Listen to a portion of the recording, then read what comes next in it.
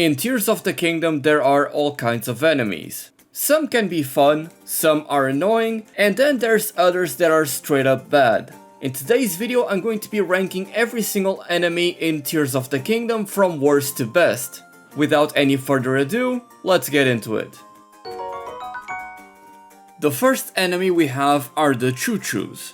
These low-level gel monsters typically die in a single hit, and the only way that they are actually going to pose a threat is if you get caught off guard, and they are essentially a trap that will freeze you or shock you and leave you there to take damage from other enemies. Given that in this game there are no fire arrows, so in those situations, Choo Choos are perfect for that. You can also attach their materials to shields and weapons to get those elemental effects, which can be a really good benefit, especially in the early game. As such, I'm going to place them in the C tier.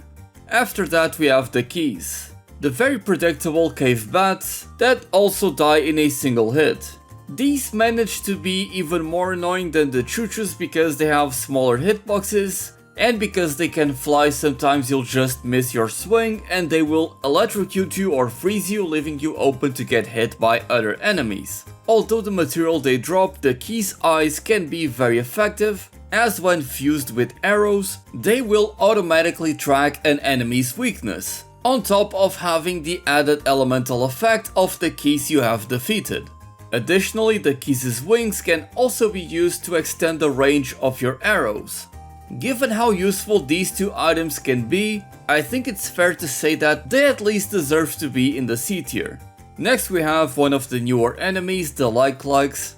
They can be found in all sorts of different caves and dark places, and sometimes they are so well hidden just so that they catch you off guard. Of course, the ice and shock variants are always going to be the more annoying ones, but the rock version can also be troublesome if you don't have a blunt weapon or bombs to break them. When I first encountered them, I thought they were pretty cool. I like that there's this risk reward where you have to get close to the monster so it opens its mouth and shows its eye, but if you're not fast enough, it's going to swallow you whole, it's going to eat up your shield and do a bit of damage. And I also like that at the end, once you defeat them, they always drop a treasure chest. They kind of become repetitive after a while, but I think that they deserve to be in the B tier. Next on the list we have the Octo Rocks. These octopus-like monsters that can live in various different environments are quite basic, and frankly, if it weren't for the rock Octo Rocks that you can use to repair and upgrade your weapons, I wouldn't even remember that they actually exist. They're not a threat, they're not annoying to deal with, and they only take a single hit to defeat, so I'm going to place the Octo Rocks in the D tier. Next we have another new monster that was added in Tears of the Kingdom, a name you probably never heard in this game. I'm talking about the Evermain. Those are the sentient trees that will wake up and just start following you around and trying to smack you. Functionally, they are a very basic type of enemy, but it's the big surprise that you get when you're first playing the game that what the f is happening with that tree that is actually following and attacking me? That surprise factor is awesome, and I also like that, of course, because it's a tree, cutting weapons and especially a stone axe are going to be very effective against it, but also fire weapons are going to deal a lot of damage against it as well.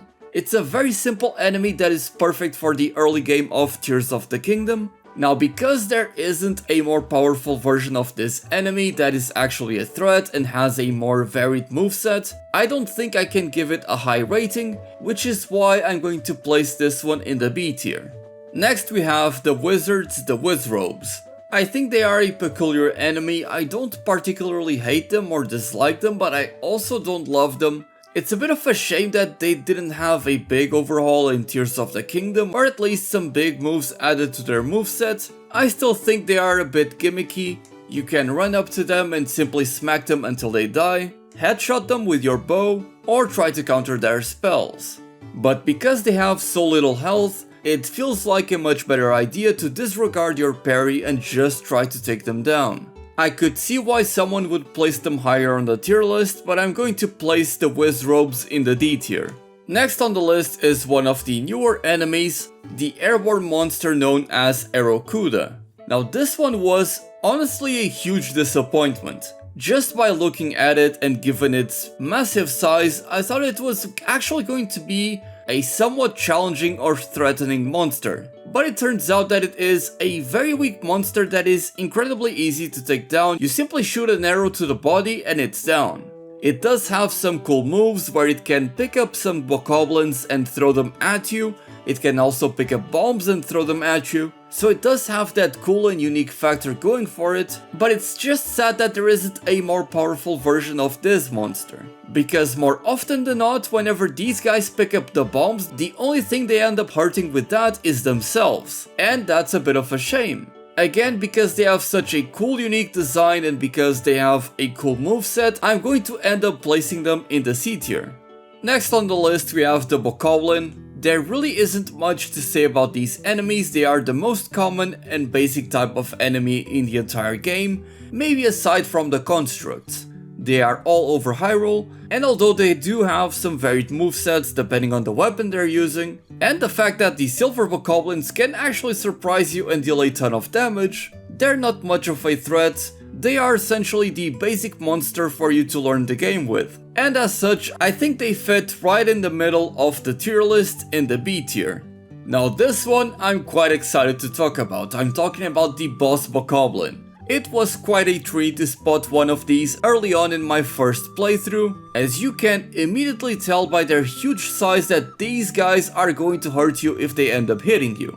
These monsters are essentially there to force you to learn how to parry or to use Flurry Rush, because if you get hit, you're pretty much going to get one shot at the start of the game. There is no way around it.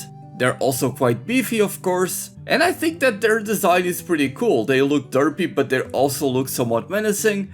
I think it's one of the most perfect designs that we have here in the game, so I'm going to place the boss Bokublin in the A tier.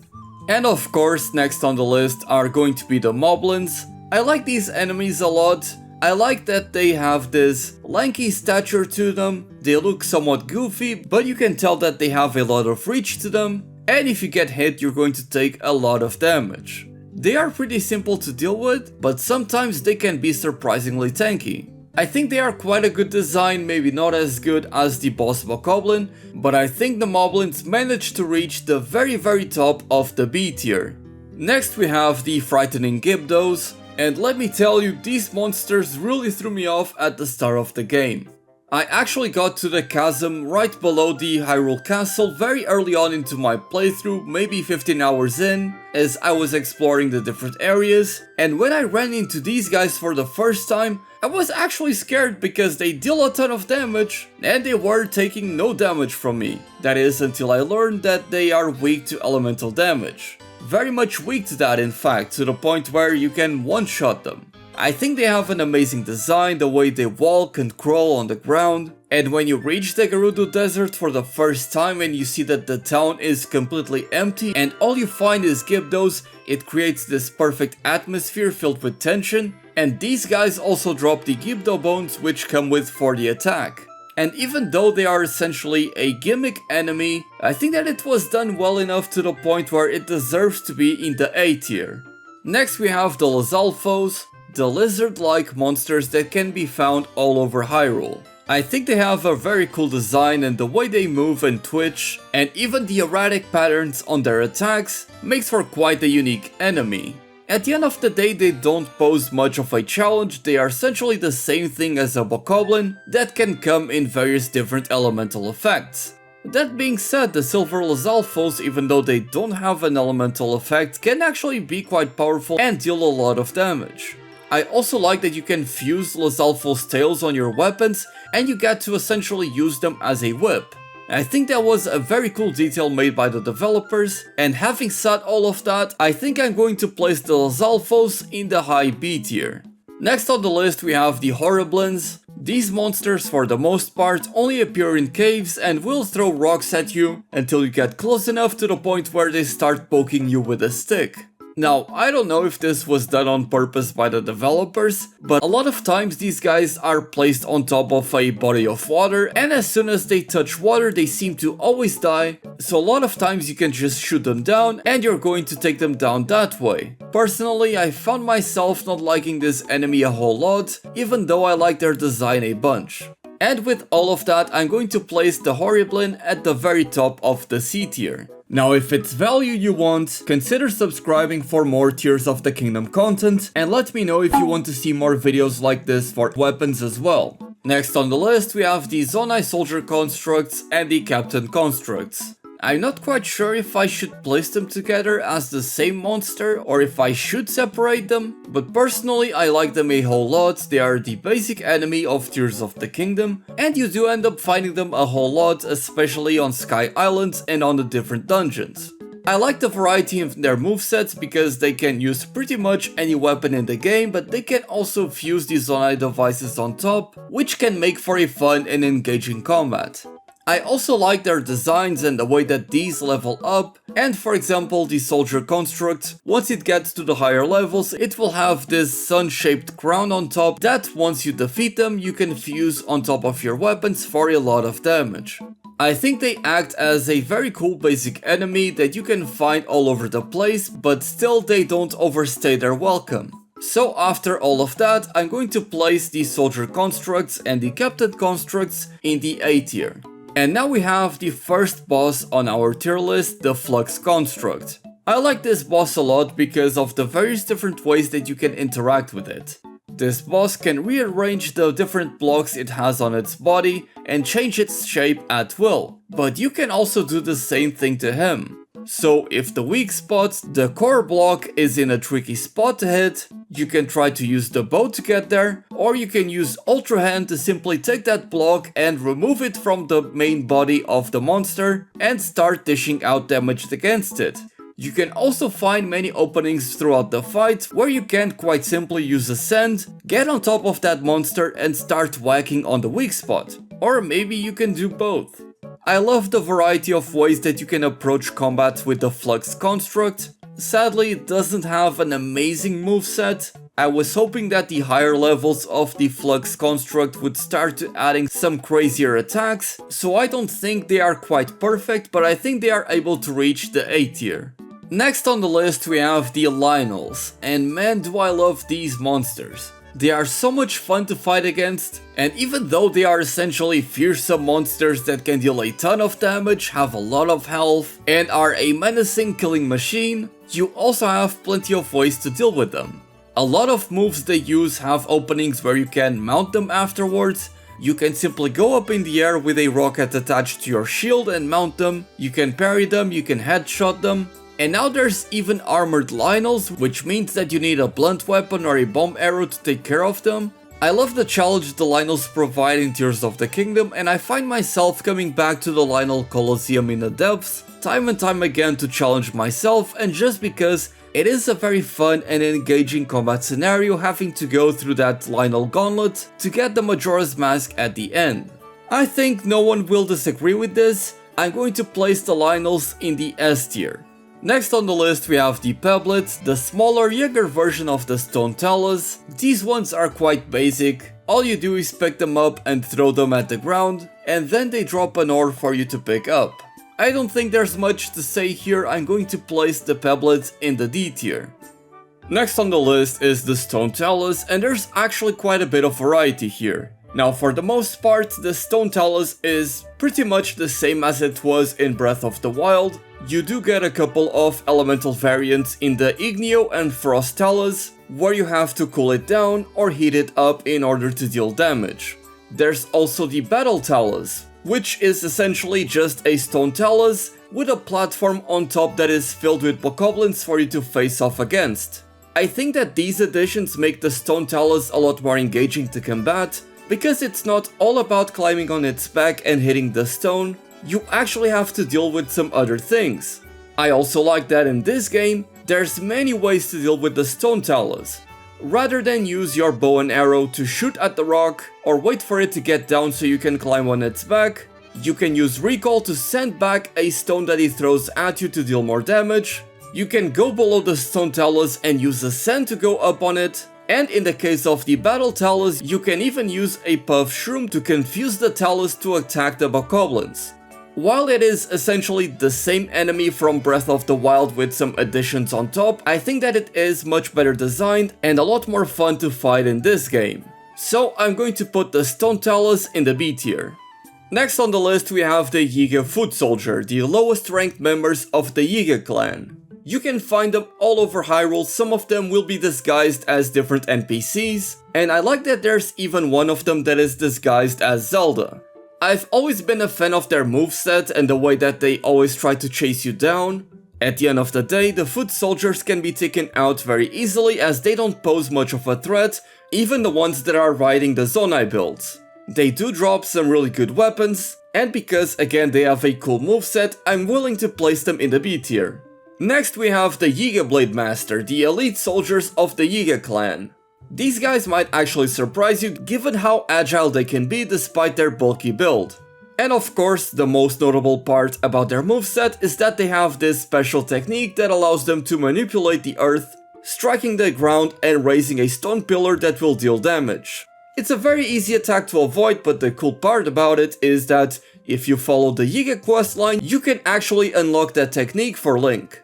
It's not a particularly good thing to use, but that's neither here nor there. I don't think the Blade Master does quite enough to be too different from the Foot Soldier. Again, these guys can drop some really good weapons and have a pretty cool design, but I don't think they are quite enough to be in the A tier, so I'm going to place the Jigablade Masters very high in the B tier. Next we have the leader of the Yiga clan, none other than Master Koga. I think it's awesome that after the upheaval and the events of Tear of the Kingdom, Koga ends up becoming very attached to the Zonai devices and uses them in a variety of different ways throughout this boss fight. I think that this is the most puzzle-like boss fight in the entire game, so old school Zelda fans may be a huge fan of his. I've always liked his design a lot, and I think he is a really good character, and I think his fight was awesome as well. And if I were to attribute the Yiga questline to any of the characters on this tier list, it would have to be Master Koga, so for all of those reasons, I'm going to have to place him in the S tier. Moving on from the Yigas, we have the Little Frogs. These guys pretty much act like the Pebblets, except that they can be even more annoying, as you will usually find a group of these in the depths, and not only will they chase after you, but they will also eat the bright bloom seeds you may have placed around the map so that you can illuminate and better traverse the depths. I don't think there is much to say about them, and just like with the Pebblets, I'm going to place them in the D tier. And of course we have the bigger ones, the frogs. These big boys can be found in the depths, and the first time I actually encountered one of these was as I was entering a chasm. He was right there below me, and I'm not gonna sugarcoat it. I was not expecting him to be that big or that scary at first. The way he opens up its mouth and just starts swallowing everything into it, and also how he can throw you up in the air, his massive leaps that have a huge hitbox. That being said, there are plenty of ways to deal with him. You can simply climb up on him and start hitting the rocks on his back. You can shoot his eye, which will make it easy for you to get up on him. Or you can, for example, drop a bomb whenever he opens up his mouth and he will swallow it, and of course the bomb will explode inside of his stomach, which will deal some decent damage and will leave him vulnerable for a very long time. Personally, I like him a lot. I think that he is kind of like the Hinox, but better designed in my opinion, because it's not just about the eye, but that weak spot can be a good component of the fight. Having said all of that, I'm going to place the frogs in the S tier. And speaking of which, next on the list we have the Hinox, the giant one-eyed monsters that you'll find throughout Hyrule, usually asleep on the roads. I like these guys a lot as an introductory boss fight that you can find while roaming the map. They are of course very simple, but I still like the detail that you can get on their hands while they are sleeping, and as they are trying to scratch their belly, they will actually put you on top of their belly so you can take away the weapons that are placed around these necklaces. I think that is a very cool detail, but again, the fight is very basic, with the monster only really having one weak spot, that being the eye of course. So given what I said, I think the Hinox are good but not amazing, so I will place them in the low A tier.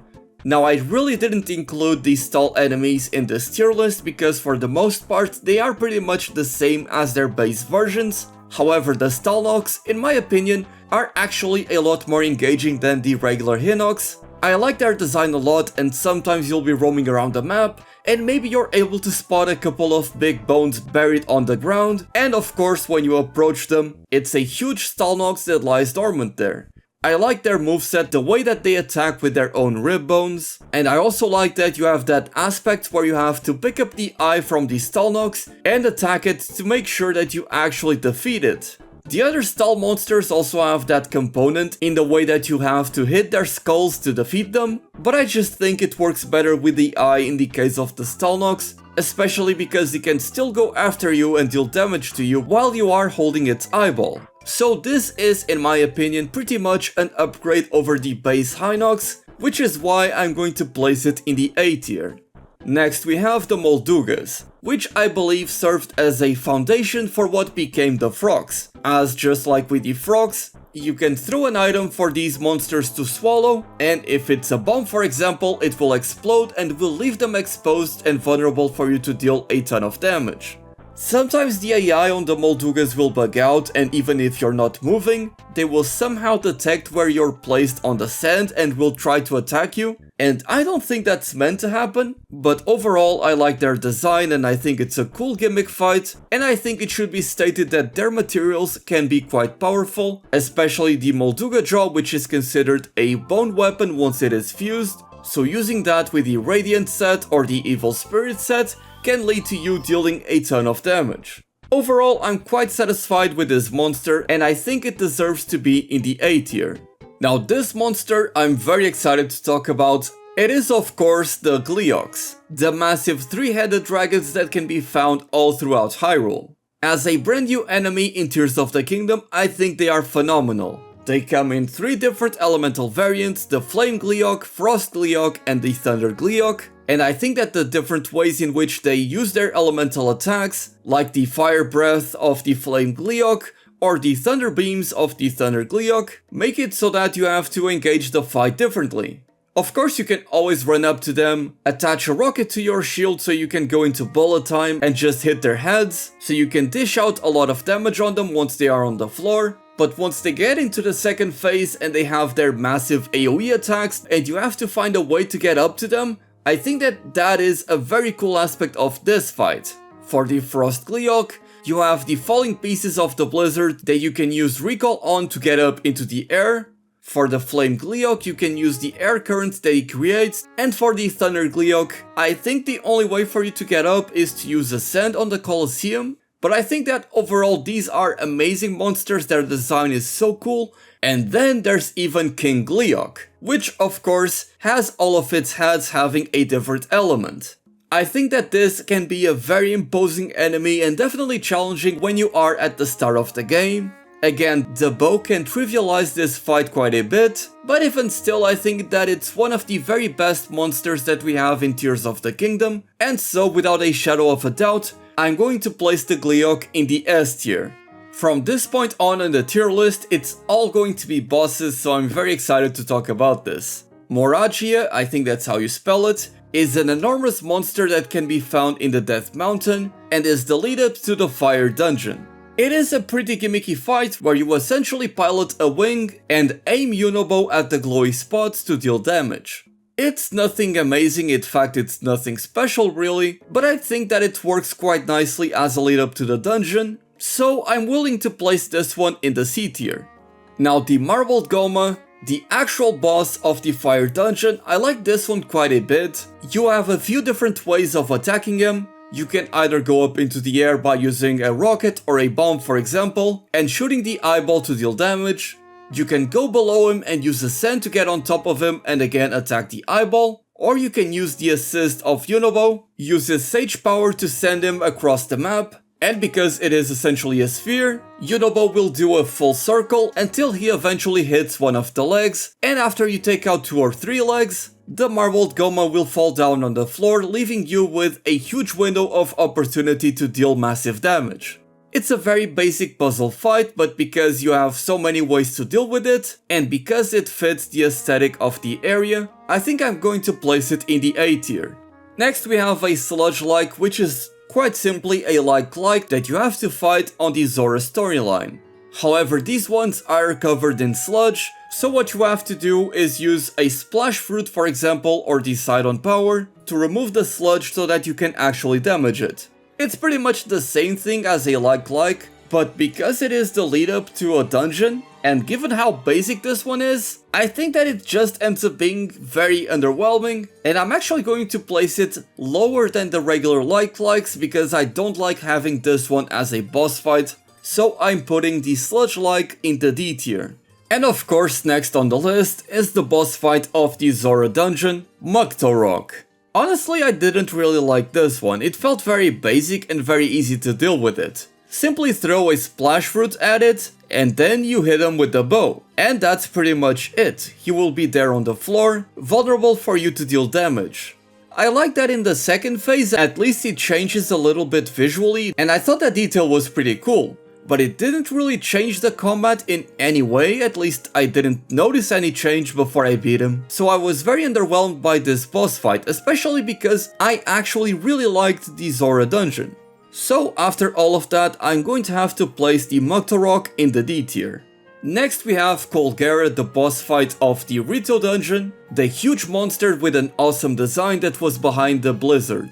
While visually this fight is incredible, and also the soundtrack that plays here is absolutely amazing, I don't think the fight is all that special, although I do like that you have a couple of options to deal with Colgaret. You can either use your bow and fire some arrows at the weak spot, or you can actually just throw yourself into the weak spot and you can actually shatter that crystal in a single hit. Which, when I talked about to my friends, none of them actually tried that, so I was very glad that I did it that way. Because the fight is nothing really spectacular, I cannot place it in the S tier, but because of all of those other reasons, I'm going to place Colgaret in the A tier. Next we have the Queen Gibdo, the boss of the Gerudo dungeon. Overall, I like this one quite a lot. I like its creepy look, and I like that in Tears of the Kingdom, the Gibdos seem to have this relation with bugs, which I don't think was ever mentioned or alluded to in any of the previous games where Gibdo was actually present in. Again, there is quite a few ways to deal with him. You don't necessarily have to use Riju's Sage power to fire an electrical shot to deal damage to Queen Gibdo. You can quite simply use a fire arrow or a bomb arrow to deal damage to it. And I also like that you can destroy the nests that keep on spawning the smaller Gibdos, and once you do, it will spawn a ray of sunlight, and any Gibdo that passes through it will have their elemental weakness exposed, and I just really like that aspect of the fight. I think the Queen Gibdo is actually very underrated, and I'm going to place it in the S tier. Of course, next on the list we have the boss fight of the 5th stage, the Seized Construct. Now I'm gonna be honest, I really didn't like this one a lot. I thought it was a bit gimmicky. It kind of felt like you were playing a different video game, which maybe was the intended purpose. And in concept, I kind of like that you have to fuse mineral with the different objects that are on the floor to deal damage to the construct. But I found that by simply having a Thunder Beam on the left hand and a Spike Ball on the right hand, I was able to destroy the Seized Construct without even getting hit once. I don't know, I simply wasn't feeling it. So having said all of that, I'm going to place this one in the C tier. And here's the part that I'm sure everyone was waiting for. Next on the list we have the Gloom Hands, or as the game calls it, the Gloom Spawn. I love this monster design. The first time I came across them was near Kakariko Village. I saw this red thing on the corner of the screen and ran to it, but once I got close, I immediately got jump scared by these weird hands that have these very erratic movements. I love how the entire visual of the area changes. You get the Blood Moon skies, the weird music with the Zonai voices in the background. It was an awesome experience, one that I didn't have in many other games in the past. I would have liked to see a bit of a different moveset, but I think that they are just meant to be a scary, oppressive enemy. And there's actually a few different ways to deal with them with various different items. And if you have, for example, a weapon fused with an ice elemental attack, that fight becomes a lot easier without you having to actually use the bow. I'm very torn on where I should place them, but because I had such a big first impression, and even after encountering many of these Gloom Hands, I still got jump scared by quite a few, I think that they deserve to be in the S tier. And of course, if you manage to defeat the Gloom Hand, you'll have to deal with the Phantom Ganons. And much like with the Gloom Hands, I love this enemy. I love their moveset, I love how creepy they look. And I like that they have 4 different weapons that they can use against you: the sword, the spear, the massive club, and of course the bow. And once you defeat them, you also get to wield their own unique weapons. Honestly, it was an amazing fight. I think it's a stroke of genius to put the Gloom Hands but also the Phantom Ganon as a follow-up to the Gloom Hands, because a lot of players will feel relieved once they actually defeat the hands, and just like what I did, they will lower the controller and take a second to relax, but then they see this creepy thing spawn and oh boy, here comes another fight. It's just an amazing monster design. I don't think I can say anything else. It's going right into the S tier. And then we have the final boss of the game, Demon King Ganondorf. I really like his design, but more than anything, I like that his moveset is essentially an improved version of Phantom Ganon. So if you have been hunting these Gloom Hands, if you've been taking them down, you will be very familiar with their moveset, and that is going to reward you in the final boss fight. I love that aspect about the game, but of course, because it is the final boss fight, it comes with an improved moveset, so that there is a bit more variety there. And then of course you get to the second phase of Demon King Ganondorf, and not only is his design absolutely amazing, they knocked it out of the park, but the cutscene where he transforms and then you see the boss health bar go past where it traditionally ends, all the way until the end of the screen, that was an amazing detail. I absolutely love when developers break the fourth wall like that, and it was just a phenomenal boss fight. It's the perfect Ganon boss fight in my opinion, improving on what was the first phase of Demon King Ganondorf, and I love the detail that because he is so powerful, he is actually able to perform a flurry rush when you try to attack him. And more than that, I also love that he is able to actually remove hearts from you whenever he hits you. He doesn't just break your hearts like any other Gloom enemy, he actually removes them from the fight. That was an amazing detail again.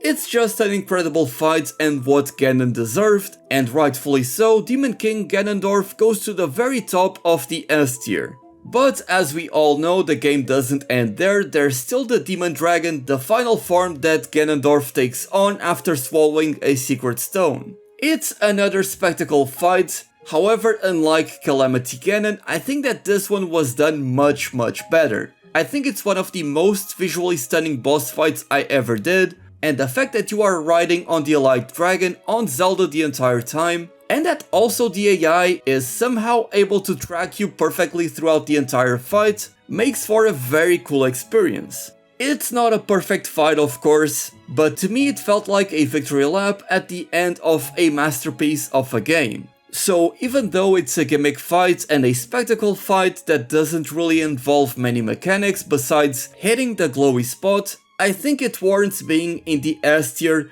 just for the amazing presentation alone. Subscribe and click on this video if you want to see more videos like this. My name is Dark Hero, thank you very much for watching.